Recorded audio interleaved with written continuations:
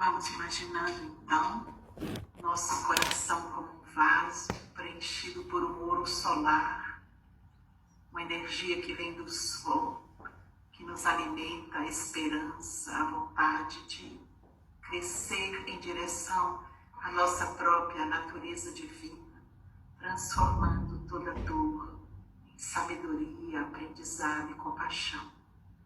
Vamos respirando essa energia solar, vendo nosso coração como esse vaso preenchido, inspirando e exalando pelo coração. Quando ele pulsa a energia dourada, e ela vai se exalando, como uma poeira dourada finíssima, conectada com o coração do Cristo, com o sol etéreo, preenchendo essa sala e a sala onde cada um de nós está em nossa casa, criando um campo solar estável, para que possamos fazer a nossa reflexão canalizada. Então, vamos manter a nossa mente nessa imagem, do nosso coração preenchido de luz que vem do sol e pulsa uma energia que se expande e se espalha por essa sala e pela sala onde cada um está.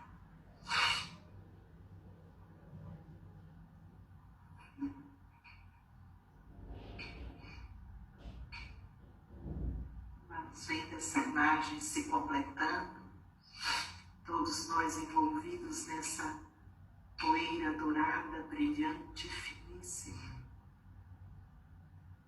e abrindo nossos corações para refletir um pouquinho mais sobre esse tema.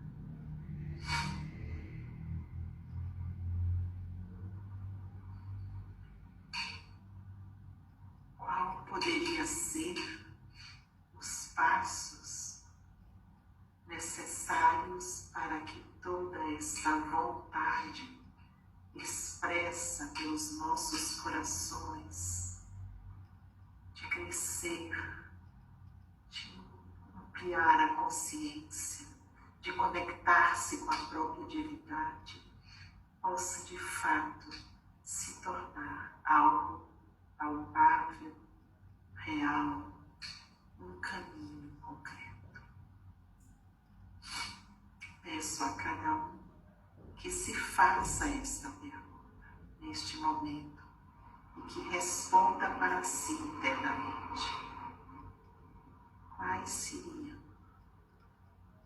os passos que eu precisaria dar para que este anseio da alma se concretize?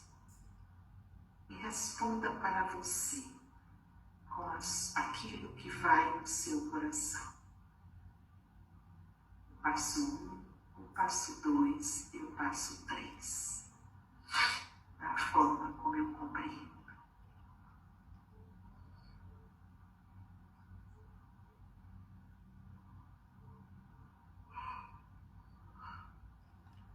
E é sobre isso que refletiremos hoje, sobre possíveis passos necessários para que essa jornada possa ser cada vez mais efetiva e vitoriosa. Temos o oleiro dentro de nós, que é o nosso eu divino, e temos o barro dentro de nós, que são todas as memórias que trazemos de separação da nossa divindade, que a psicologia contemporânea chama de sombra, e que precisa ser amassada, transmutada, aguada, queimada para que se torne um vaso. Então, temos a matéria-prima para o trabalho, temos o trabalhador dentro de nós. Já viemos para a Terra com essas duas instâncias configuradas. Não viemos para cá sem uma delimitação clara da matéria-prima que trabalharemos para construir o nosso vaso, que portará a nossa divindade. Nem viemos para cá, nenhum de nós, sem a presença mesmo que ao longe da nossa divindade, nosso eu superior, e sem todas as presenças da nossa comitiva espiritual. Então, as condições para o trabalho, as condições estruturais para este trabalho são dadas. Quais seriam as condições que fazem este trabalho então acontecer? Poderíamos dizer que é um trabalho de purificação da terceira instância, que nem é o espírito, portador da sua luz divina, nem é a matéria da sombra, que é a alma, que expressará o espírito, a luz divina desta vez. Esta alma precisa se ocupar de 3 passos. A purificação do nosso pensar sobre este tema, a purificação do nosso sentir e a purificação da nossa capacidade de agir. E é sobre isso que vamos mergulhar nessa noite. O que seria purificar o nosso pensar? Isto significa o que estávamos fazendo até há pouco. Significa trazer para o nosso pensar categorias cósmicas, espirituais, que possam amparar a nossa compreensão de quem é aquilo que me perturba, que possa nos ajudar a perceber que aquilo que me tira do equilíbrio é uma velha parte minha, que volta a mim através de alguém que ainda vibra na mesma frequência. E que exatamente a engenharia celestial promove este encontro. Porque aí o oleiro poderá trabalhar esta massa. Essa massa de sentimentos, de impulsos de vontade e até de crenças limitantes que chegam a nós através daquele parte nossa que atraímos para trabalhar através da presença de outro que vibra na mesma frequência. Purificar o nosso pensamento é ter uma clara compreensão espiritual dessa engrenagem para que eu não possa cair nas armadilhas das forças adversas que não me permitem compreender essa engrenagem profunda que existe entre aquele que é ferido e aquele que recebe o ferimento. Com os olhos da terra, quando isso acontece, alguém está sendo agredido. Com os olhos do mundo espiritual, quando alguém traz para uma pessoa um constrangimento, ela está trazendo uma oportunidade do oleiro interno, aquele portador do futuro em nós, possa amassar aquele barro e dar uma nova resposta. Isso não é automático. Essa grande imagem se construirá ao longo da vida, na medida em que pratiquemos, na medida em que possamos trazer da vida espiritual essa compreensão e encarnar ela nos pequenos momentos da nossa vida. Tomar isso como uma tarefa nossa. Mas para que isso seja possível, para que esse pensar claro, esse pensar amplo, compassivo, consigo mesmo e com o outro, que permite compreender que aquele que me fere está a serviço da minha evolução, trazendo para mim partes dissonantes minhas, para que eu possa cuidar delas. E ao fazer isso, manifestar algo do sagrado em mim. Cada vez que alguém nos desacata, nos fere, nos maltrata e não reagimos, o nosso ser divino encarna um pouco mais. Quando fazemos isso não por medo, não porque queremos ser bonzinhos, aceitos, incluídos, porque aí não se trata de uma mudança, se trata de uma estratégia de não enfrentamento por acomodação. Mas quando poderíamos reagir e não reagimos porque compreendemos o mecanismo espiritual que está envolvido ali, naquele momento, nós encarnamos um pedaço a mais do nosso eu divino. Algo de sagrado passa a existir na Terra. E ao fazer isso, liberamos inclusive aquela pessoa que nos deu a notícia, que trouxe a carta para nós, da nossa reação agressiva que desencadearia um processo de disputa, de enfrentamento e de dor reativada.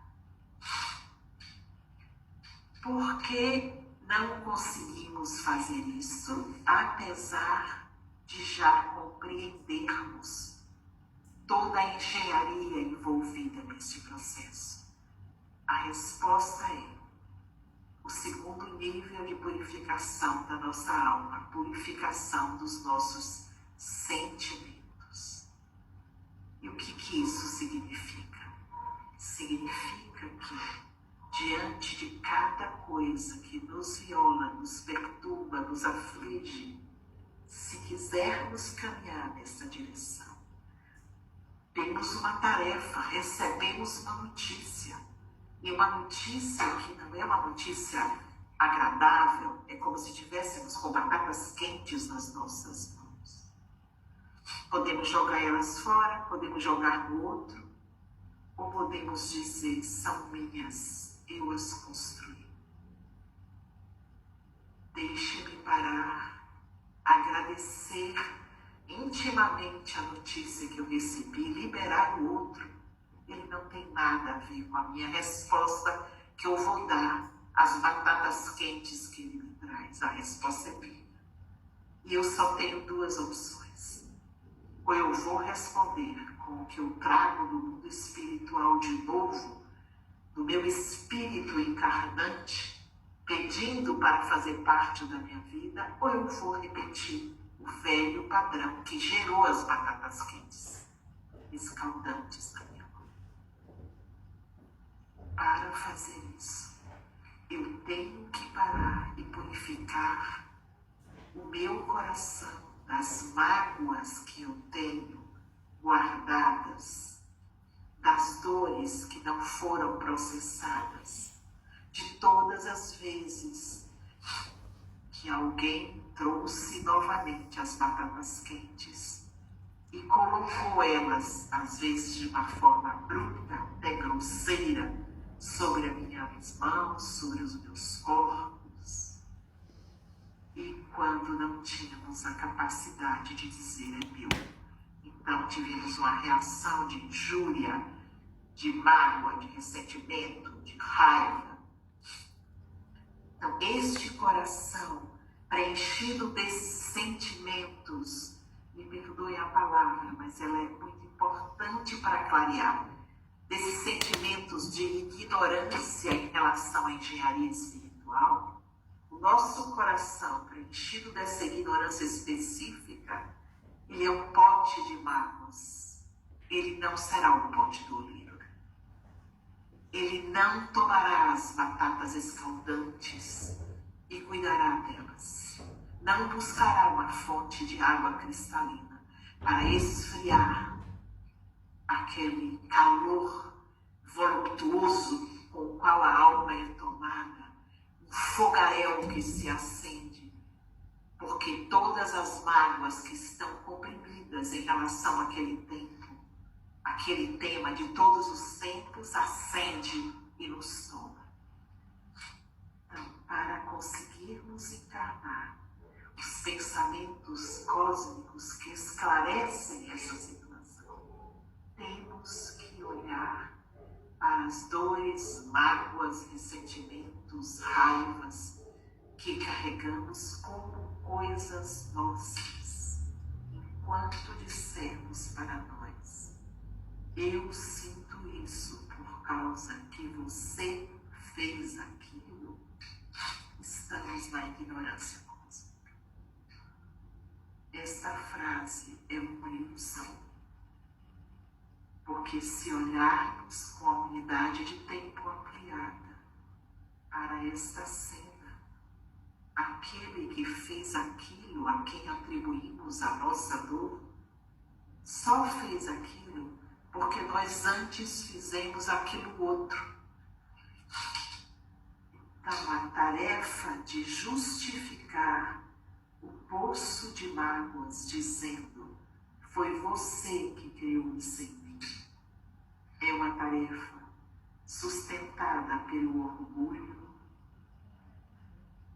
pela inflexibilidade, pela dificuldade de assumir plena responsabilidade por tudo que chega até cada um de nós. O caminho aí para darmos um passo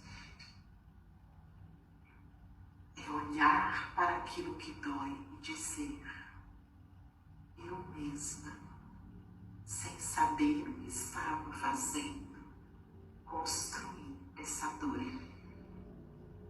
E como eu não sabia o que fazer, porque eu estava separada da minha divindade, do meu oleiro interno, eu agia como uma criança que não sabe, na ignorância.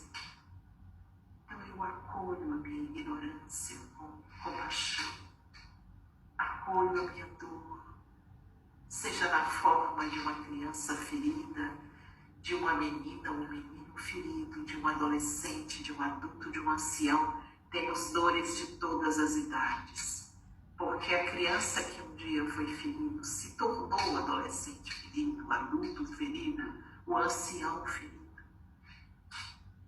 Então precisamos acolher esse mar de dores internas que carregamos por equívoco de compreensão, porque ao atribuirmos para o outro a causa da nossa dor, não mergulhamos nesse território e não cuidamos dessas dores. Deslocamos para outra pessoa a responsabilidade. Se trouxermos para nós imediatamente uma dimensão do nosso eu superior, se torna disponível para este trabalho. E em vez de aumentarmos o nosso manancial de dor e sofrimento, aumentaremos a presença do nosso eu divino com suas virtudes e qualidades. Este é o segundo trabalho, que é cuidar da purificação dos nossos sentimentos através do trabalho de assumir plena responsabilidade por tudo que dói. Tudo que dói fui eu mesma que criei na separação. Como não sabia o que fazia. Não tem culpa, não tem chicote, o que tem é compaixão e acolhimento.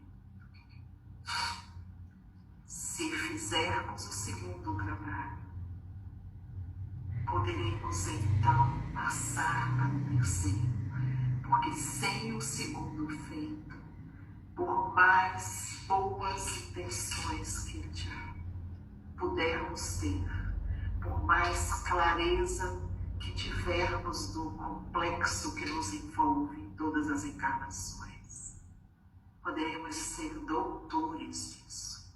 Se não fizermos a purificação dos nossos sentimentos, o nosso organismo volitivo não mudará os seus padrões. Não teremos força para nos despedirmos do velho se não purificarmos o nosso sentimento.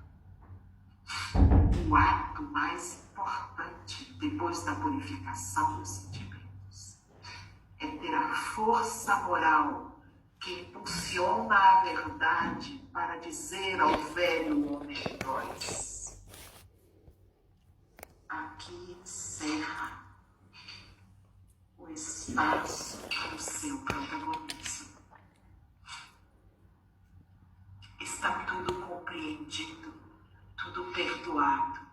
Não há mais matéria de combustível para alimentar a sua energia volitiva ligada ao homem velho.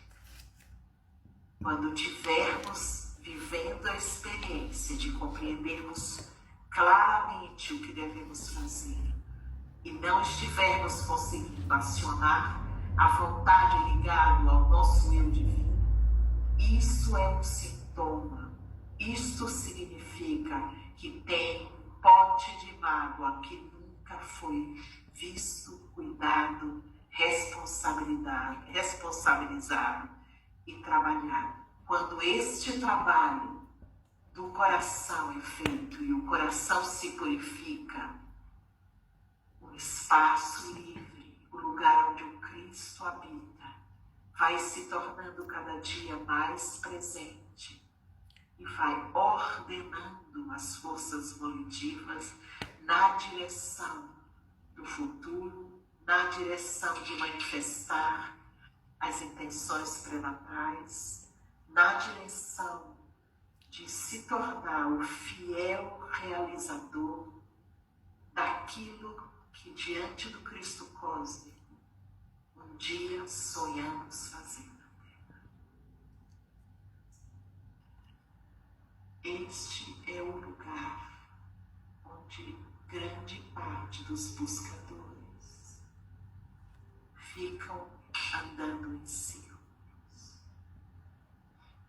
Por causas, às vezes, do orgulho ainda não enfrentado ou da vaidade ainda não trabalhada.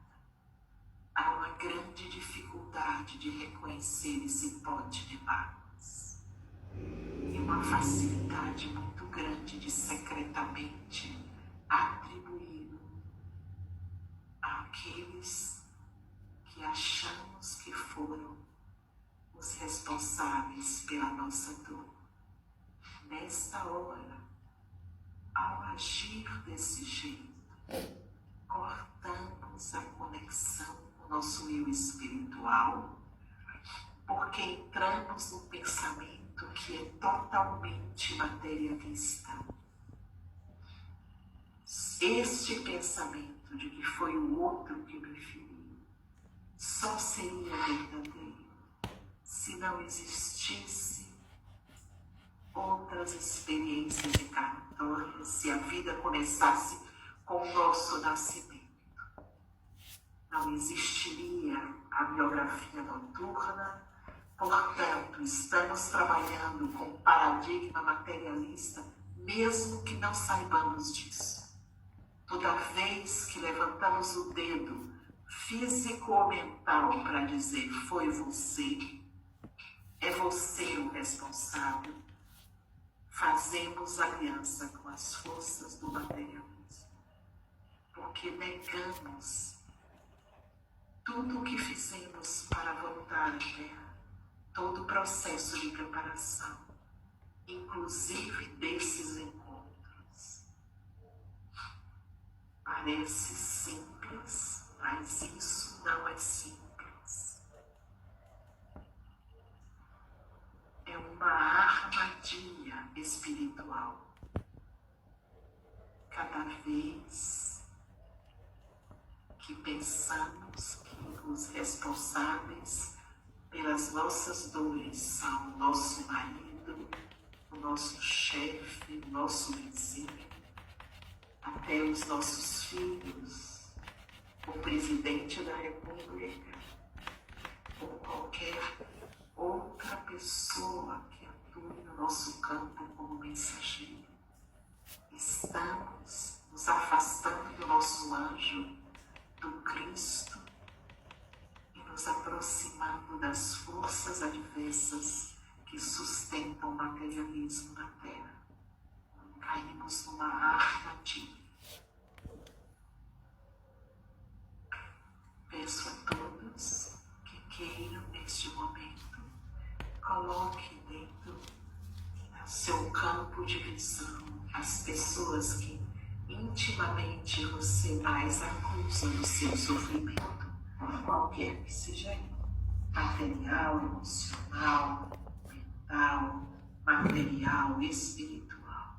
Escolha 3 pessoas que você intimamente ainda se permite, por falta de uma consciência ancorada num pequeno pedaço da vida, ainda permite internamente acusar. Olhe para essas pessoas, visualizando atrás dela o ser de luz delas, o anjo delas. E se for possível, com sinceridade, fale para esses seres de luz, vestidos destas pessoas que o incomodam. Eu sinto muito que na minha separação, no meu lugar que não recordava quem é, não me lembrava como ser espiritual, um antigo viajante entre o céu e a terra.